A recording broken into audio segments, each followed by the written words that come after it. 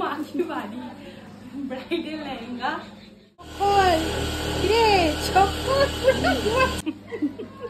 খুব পছন্দ হয়েছে এটা আমার। হ্যালো এভরিওয়ান, আমি মেকআপ আর্টিস্ট অয়ন্তিকা। আজকে তোমাদের সাথে আবার একটা ভিডিও শেয়ার করতে চলে এলাম। আজকের ভিডিওটা খুব ইন্টারেস্টিং হতে চলেছে, তোমরা পুরোটা দেখবে। এই ব্রাইডটা ছিল আমার 19 তারিখের ব্রাইড, তো ব্রাইডের থেকে শুনে নিচ্ছিলাম তার কিরকম লুক চাই। তোমার মতো করে সাজাই দাও তুমি আজকে, কালকে আমি বলছি আজকে তোমার মতো করে সাজাই দাও। আচ্ছা ঠিক আছে।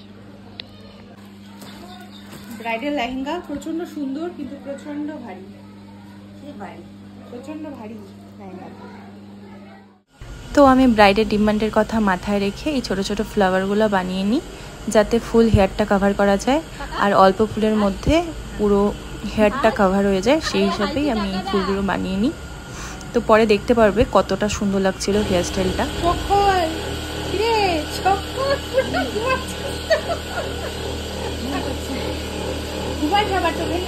তো তোমরা দেখতেই পারলে আমার ব্রাইড কতটা ক্লান্ত।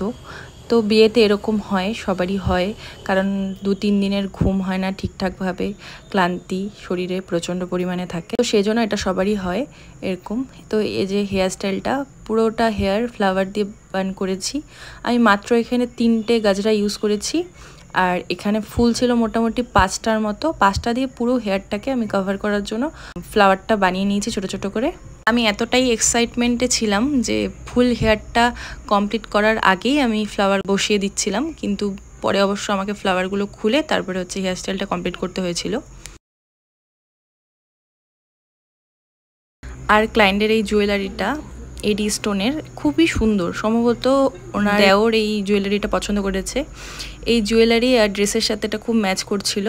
আর আমার তোমাদেরকে একটা কথা বলার আছে, সাজাটা অনেকটা ডিপেন্ড করে জুয়েলারি আর হেয়ার স্টাইল অ্যান্ড ড্রেস আপের ওপর। তো এটা ছিল ওর ফাইনাল লুক। তো তোমরা অবশ্যই জানিও এই লুকটা তোমাদের কেমন লাগলো। আর যারা আমার কাছে নিজেদের স্পেশাল দিনটা বুকিং করতে চাইছো, কন্ট্যাক্ট করে নিও। দেখা হচ্ছে আবার নেক্সট কোনো ভিডিওতে। ততক্ষণের জন্য টাটা। সবাই সুস্থ থেকো, ভালো থেকো। আর আমার এই ভিডিওটা তোমাদের সবার কেমন লাগলো তোমরা অবশ্যই কমেন্ট সেকশনে জানিয়ে যেও।